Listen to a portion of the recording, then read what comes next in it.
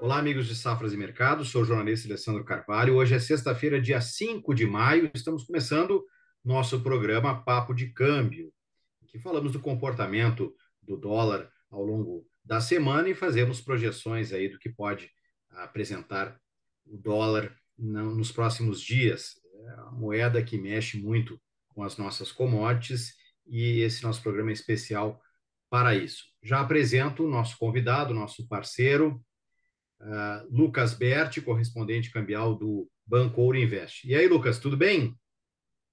Bom dia, Alessandro, tudo bem com você? Tudo tranquilo.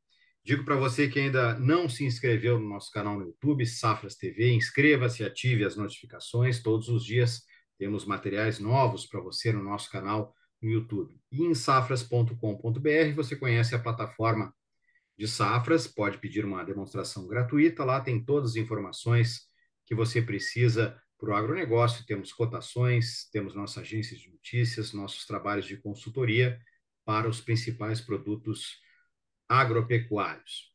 Bom, Lucas, começo te perguntando aí uma curiosidade minha: o que exatamente faz um correspondente cambial? Bom dia, Alessandro. Essa é uma pergunta que muita gente me faz, tá? Comumente no meu trabalho, porque é um trabalho um pouco específico dentro da área financeira, mas nós, correspondentes cambiais, nós somos praticamente parceiros, né, de bancos de câmbio, mais especificamente de câmbio, mas não bancos necessariamente comerciais, normalmente bancos que operam mais focados no mercado cambial. E a gente é praticamente assim, em grosso modo, como se fosse uma agência local do banco, né? Nós trabalhamos com um parceiro cambial, um banco cambial, para fazer não somente a prospecção de clientes na área cambial, mas também a gente faz toda a parte operacional, fechando, né? Os câmbios, negociando taxa, resolvendo, obviamente, na linha de frente o problema do cliente, dando, obviamente, instruções de como fechar o câmbio, negociando o câmbio, tanto na saída de recursos do Brasil para, né, por exemplo, para importadores, né, ou pagadores de serviços no exterior, como na entrada de recursos também, por exemplo, exportadores, também digamos assim, para quem precisa, pessoa física, né, repatriar valores, também faz com a gente, sabe? Normalmente é uma operação que não envolve espécie, é uma operação totalmente online, automática, para volumes. Normalmente as empresas operam com a gente muito comumente também, né? Então, praticamente isso. Somos provedores desse serviço aí na linha de frente do banco de câmbio, como negociadores de remessas e recebimentos em moeda estrangeira. Então, Lucas, no resumo da ópera, tu és um agente, um instrumento aí para tanto externalizar quanto trazer remessas de dólar para o Brasil, né? Em várias Basicamente, moedas, né? Várias e outras moedas. moedas, com certeza, outras moedas. Bacana, Lucas. Bom, então é o indicado mesmo para esse nosso vídeo, nosso parceiro. Bom, Lucas, olha só, vou compartilhar aqui a tela para a gente falar da moeda, do dólar. A gente tem aí as oscilações, o dólar nesse momento, deixando bem claro que estamos gravando ao final da manhã desta sexta-feira, não é fechamento, o mercado está correndo. Temos aí o dólar operando neste momento a 4,98, né? E como é que está essa moeda aí? Está em torno dos 5, né? Uma hora rompe para baixo, uma hora tenta manter essa linha, né, Lucas? Mas o mercado recentemente aí teve essa queda aí até um pouco abaixo da linha de 4,90, depois recuperou esse terreno. Tem muito assunto para falar, né? Porque a gente tem internamente toda essa questão do arcabouço fiscal. Lá fora, aqui dentro, o nosso Banco Central manteve a taxa básica de juros, mas lá fora os bancos continuam elevando, como foi o caso do Banco Central Americano, Federal Reserve, e também na Europa, né, Lucas? Foi bom você mencionar isso, porque de fato o dólar tem se, no nosso entendimento, o dólar tem andado um pouquinho de lado esses dias, né? Nós não estamos tendo bandas de oscilação tão agressivas como a gente já teve em semanas anteriores. Dólar essa manhã chegou a testar novamente essa mínima de 4,97, que é um ponto de suporte, é um ponto de suporte. Claro, né, Alessandro, quando a gente fala do suporte 497, se ele vem um pouquinho abaixo e ele não se consolida ali, a gente pode considerar o suporte naquele nível, tá? Ele começa a perder esse suporte mesmo, quando ele se consolida, ele fica mais tempo ali embaixo. Por exemplo, agora estou vendo que o dólar já está um pouquinho abaixo dos 4,97. Pode vir a cair mais, pelo gráfico, teria, digamos assim, espaço e gordura. Esse dólar, tecnicamente, via testar níveis mais baixos. Eu, inclusive, respeitando, se nós fizermos aí um canal, né, de retas, tanto nos topos do gráfico quanto nos fundos, né, nesse período das últimas semanas aí, a gente poderia pensar num dólar vindo a testar até os 4,85 numa mínima, tá? Para a posição, o contrato à vista, tá? E se vier a reverter para um topo mais agressivo, seria possível um dólar buscando lá os 5,15, tá? Mas isso é uma oscilação bastante grande, né? Entre as baixas, né? Entre os topos e os fundos, tá? A princípio, eu vejo que nós temos dólar nesse 4,97, podendo atingir o primeiro fundo a 4,90, mas com uma possibilidade de querer romper esse fundo dentro do gráfico, indo a 4,85, numa queda um pouco mais expressiva.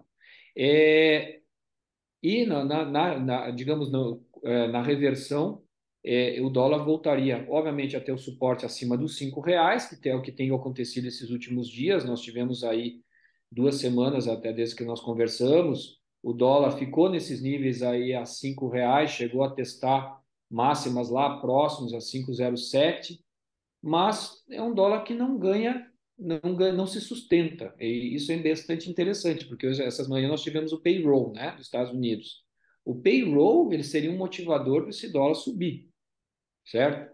Nós tivemos um payroll bem mais agressivo, mostrando uma taxa de desemprego que caiu nos Estados Unidos, né?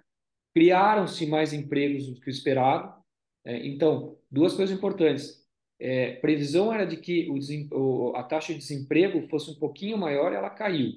Tá? E, ao mesmo tempo, criaram-se mais empregos nos Estados Unidos. Isso aí é altista para o dólar no Brasil, normalmente no mercado mundial.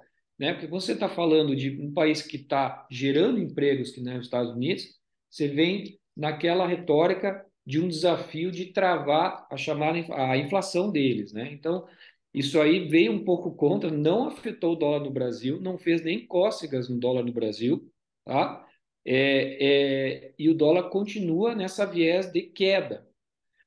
E uma viés de queda que teria aí um limitador agora, talvez, se perder bem esse 4,97 nos 4,90 agora.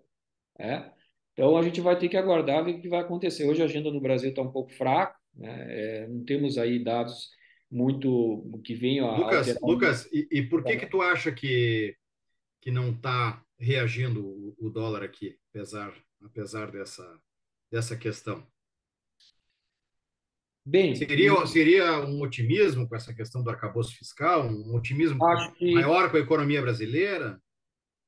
nós tivemos aí, digamos assim, que há uma intenção do governo de controlar as contas, né? O arcabouço fiscal novamente foi reiterado essa manhã pelo Haddad, inclusive aí uma aprovação de que sobre a oneração mesmo dos impostos, né, do ICMS, né, o que gera uma arrecadação do governo aí superior a 50 bilhões para ter disponível por teto de gastos, né? Então, de fato, essa questão hoje o Haddad de manhã falou que vai se confirmar essa aprovação do arcabouço fiscal. Então, eu acho que existe um cenário um pouco otimista nesse sentido. Sim, uma responsabilidade fiscal, o governo vem mostrando aí uma tentativa de manter uma responsabilidade fiscal, inclusive questionou-se aí uma coisa interessante que eu acabei lendo essa manhã sobre a questão o Haddad afirmou, né, na entrevista dele essa manhã, de que vão inclusive taxar empresas offshore, né? Inclusive empresas offshore que são de empresas estatais, Ou seja, você abre uma empresa no exterior, lá uma chamado paraíso fiscal, hoje está tudo bem mais, aí, entre aspas, isso, né? Está tudo bem mais transparente do que era antigamente, mas e nesse paraíso fiscal, você que abre uma empresa lá para pagar menos imposto, hoje vão se taxar empresas que têm uma empresa offshore aqui no Brasil. Então, é uma outra forma de arrecadar, né? Então, o governo está criando mecanismos, né? Por exemplo, gerar impostos, cobrar mais impostos em atividades de apostas eletrônicas. São atividades que talvez gerem mais, obviamente, mais caixa para o governo. Mas, por enquanto, uma tentativa, sem dúvida, aí, talvez do governo de manter essa questão dos gastos de uma forma controlada. Mas também eu vejo que o mercado mundial hoje não foi uma repercussão somente no Brasil. O fato de nós termos um payroll, que seria um motivador de um dólar de alta no mercado internacional, nos Estados Unidos, não chegou a afetar também as demais moedas. Né? As moedas estão mistas hoje, sem grandes oscilações. Então, eu acho que talvez o mercado seja um pouco mais, digamos assim, absorveu já bastante essa questão de que vem se falando em recessão nos Estados Unidos, né? O mercado já está um pouco mais preparado, sabe? Inclusive, nós tivemos a decisão do Fed essa semana, tivemos a grande quarta, que eles chamam, né? A decisão do Fed, que elevou a taxa de juros dos Estados Unidos, né, em 0,25 pontos percentuais. Não vejo lá na frente como eles vinham prevendo esse corte tão rapidamente na taxa de juros. Eu acho que eles estão postergando essa possibilidade de ir cortando juros. E no Brasil, o presidente do BC, aí sim eu acho que talvez seja um motivador, mantendo-se muito cauteloso em não cortar juros no Brasil. Talvez não seja a hora, É, né? E é isso verdade. talvez esteja mantendo com certeza ainda o estímulo de um mercado rentável no Brasil, embora, claro, que os Estados Unidos hoje esteja bem rentável também, a quase 5,5% quase, né? A gente teve uma notícia de hoje, né, que embora seja uma coisa mais alegórica, né, mas, e que é uma coisa que marcou os nossos últimos anos, a Organização Mundial da Saúde, bem dizer, decretando o fim da pandemia, né? Isso, de um modo geral, deixa a gente aliviado e até nos mercados eu acho que talvez também traga um certo otimismo, alguma coisa nesse sentido, né? Porque estava ali, né? Estava ali, o coronavírus estava sempre presente, né? E É, vai continuar por muito tempo nas nossas vidas, mas agora o fato da maior organização ligada à saúde ter colocado, ó, podemos decretar como se fosse um final, né, da pandemia, isso acaba trazendo também, de certo modo, um, um clima um pouquinho melhor, né, nesse é, cenário aí tão crítico que a gente viveu nos últimos anos. E, Lucas, realmente essa questão aí dos juros é uma coisa que o mercado está meio estranho, de fato, né? Porque quando lá fora o mercado mantém um ritmo de elevação nos juros e aqui a gente já estabilizou, parece que aqui a gente está mais tranquilo, já deu uma segurada, né, na situação. Mas lá fora ainda tem uma preocupação grande com inflação, né, e com como vão segurar isso aí, né? E mesmo assim, apesar de tudo isso, o comportamento da moeda não vem seguindo uma lógica, né, que a gente poderia esperar, né, Lucas? E é, o dólar tá com um comportamento meio esquisito mesmo. eu de fato diria que sim, porque se você observar a própria pesquisa Fox, que a gente comenta toda semana, que é publicada pelo Banco Central, eles não fizeram nenhuma revisão para baixo na previsão do dólar para 2023, final de 2023. Continuou 5,200 lá, né? E me parece que o dólar precisa mesmo se acomodar num nível um pouco mais alto. Eu não vejo grande razão para esse dólar tá sendo tão pressionado para baixo, né? É, a gente também tem um fator aí que está acontecendo no mercado, vocês que são provedores de informações do mercado agrícola, sabem isso. China é desacelerado no mercado mundial, né? China comprando menos, né? China não comprando minério, China demandando menos minério. Minério é uma commodity que ajuda muito o nosso real. E o real não está sendo afetado por essa fraca demanda de minério, né? Tivemos hoje uma, digamos assim, uma reviravolta aí um pouquinho no petróleo. Hoje o petróleo reagiu, né? Mas a gente vê um quadro que não se encaixa praticamente, o fundamental não se encaixa esse técnico, né? Mas é porque o técnico muitas vezes ele é muito forte, entende? Justamente se o Brasil está vendendo menos minério, às vezes, para o mercado internacional, ele vai repatriar, ele vai nacionalizar menos reais, no fim das contas, entendeu? Ele Isso vai. aí é interessante, que é uma discussão que a gente tem também nas commodities agrícolas, propriamente dos mercados futuros, e a gente tem notado isso muito nos últimos anos. A gente tem os fundamentos de cada mercado, as relações de oferta e de demanda, que isso sempre é um fator que sustenta ou derruba os preços, né? Porém, o mercado ultimamente está muito mais ligado a essas ondas financeiras, a essas questões técnico-gráficas, né? E cada vez Isso, parece que isso é um percentual maior de influência nos mercados, e eu acho que no dólar está sendo assim também, talvez. Não? sim. Ao mesmo tempo, parece que o mercado não está acreditando nesses problemas financeiros nos bancos americanos, porque o mercado está indo para o risco, né? A gente observar, e inclusive o JP Morgan traçou aí um comentário de que os investidores deveriam se jogar, é potencial se jogar nas ações de tecnologia. Bom, as ações de tecnologia faz uns 2, 3 meses aí estavam derretendo, né? Porque tiveram uma alta absurda durante a pandemia, né?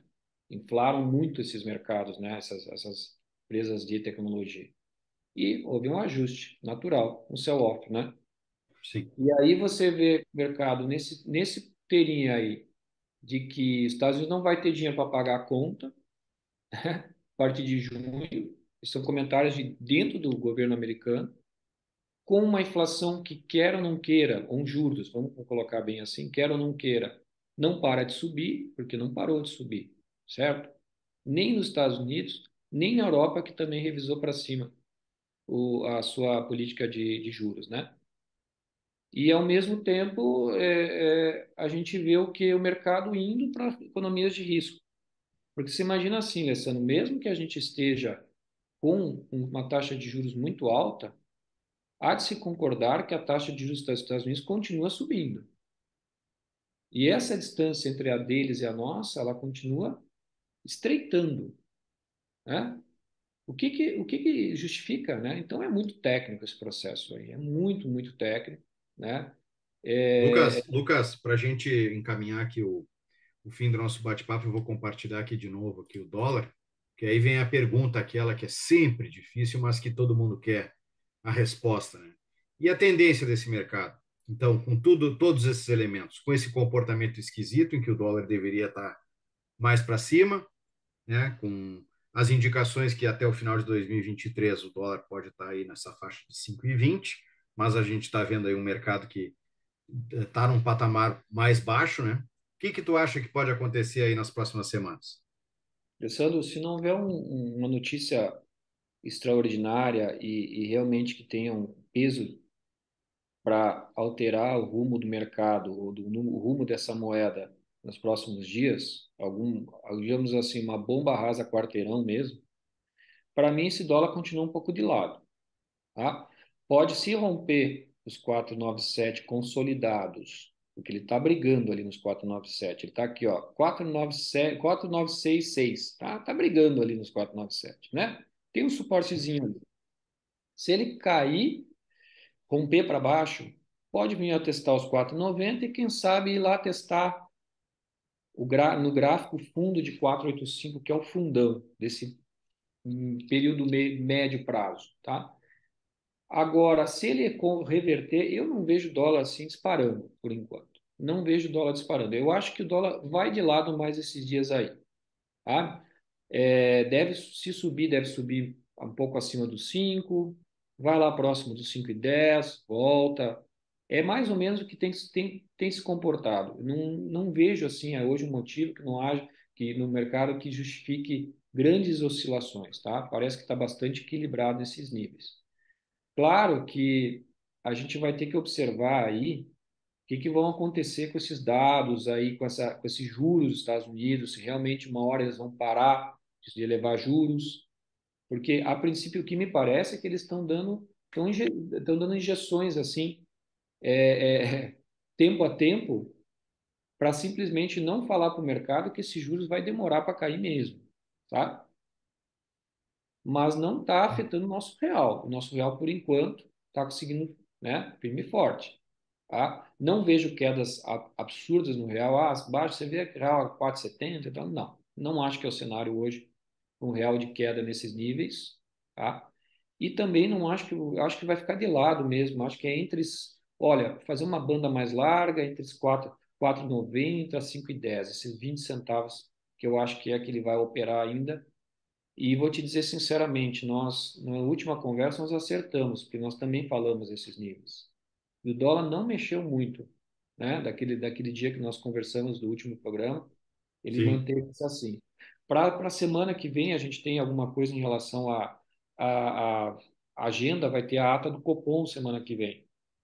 Vamos ver o que o Copom vai dizer. Para mim, o Copom vai dizer a mesma coisa. Cenário externo é de cautela, nós não vamos elevar juros enquanto a gente não tiver, desculpa, cortar juros enquanto a gente não tiver segurança que o cenário lá é de simplesmente travar mesmo a inflação, certo?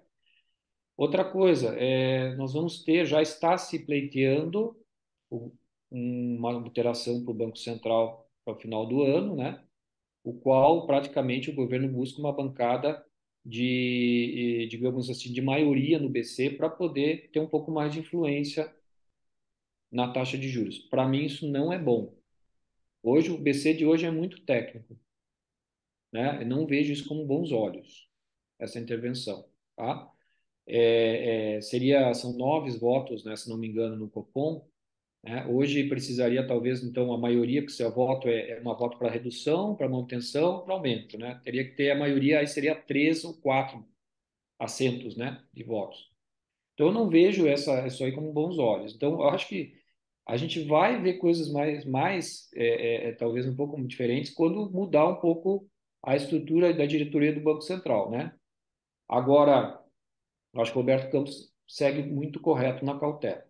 Hoje nós estamos travando a inflação aqui porque a taxa de juros está alta, né? Então, em semana que vem a gente tem alguns dados. Vai ter produção industrial no Brasil, vai ter o PIB da Inglaterra, né? Vai ter IPP nos Estados Unidos, que é Índice de Preço ao Produtor, mede a atividade industrial também, e IPCA no Brasil. Mas não é uma agenda assim tão fabulosa que venha a influenciar. Então, eu acho que o dólar continua um pouco de lado, nesses níveis que eu te falei. Excelente, Lucas. Muito obrigado por esse bate-papo. As informações, os contatos do Lucas estão na descrição do vídeo, se você precisar do trabalho do Lucas, correspondente cambial do Banco Orinvest. E fique ligado nas nossas redes sociais, aqui em Safras TV. Inscreva-se, ative as notificações no YouTube e entre em safras.com.br e conheça a plataforma de Safras. Lucas, muito obrigado, bom final de semana para ti, bom final de semana a todos. Alessandro, te agradeço novamente. Um bom final de semana para você e para todos os Safras e nos vemos na próxima oportunidade. Beleza? Um abraço. Um abraço, até logo.